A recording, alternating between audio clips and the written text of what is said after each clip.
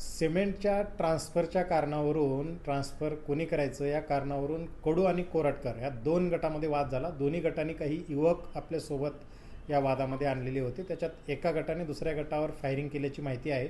आज दुपारी यवत पोलीस स्टेशनच्या हद्दीमध्ये पाटस या ठिकाणी ही घटना दुपारी 2:30च्या सुमारास घडलेली आहे. या घटनेतील एकूण 8 जे युवक आहेत त्यांना पोलिसांनी आम्ही तातडीने कारवाई करून आत्तापर्यंत ताब्यात घेतलेलं आहे. त्यांची मेडिकल चाचणी करणे सुरू आहे. याच्यामध्ये अद्यापपर्यंत कोणी जखमी असल्याची माहिती पोलिसांना प्राप्त नाही आहे. आणखीही काही युवकांना याच्यामध्ये ताब्यात घेण्याची कारवाई आमची बाकी आहे, सुरू आहे.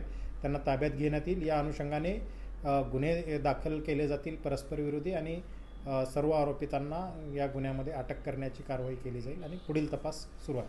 साधारणतः किती राऊंड यामध्ये फायर केले गेले होते आणि किती लोक या संपूर्ण घटनेमध्ये इन्व्हॉल्व होते? 10 ते 12 लोक याच्यामध्ये दोन्ही गटाचे मिळून समाविष्ट असण्याचं CCTVच्या फुटेजवरून आम्हाला प्रारंभिकदृष्ट्या दिसून येते आणि 2 खाली केस पोलिसांना घटनास्थळावरून मिळालेले आहेत. यावरून अंदाज लावता येतो की 2 राऊंड फायर झाल्याची शक्यता आहे. धन्यवाद.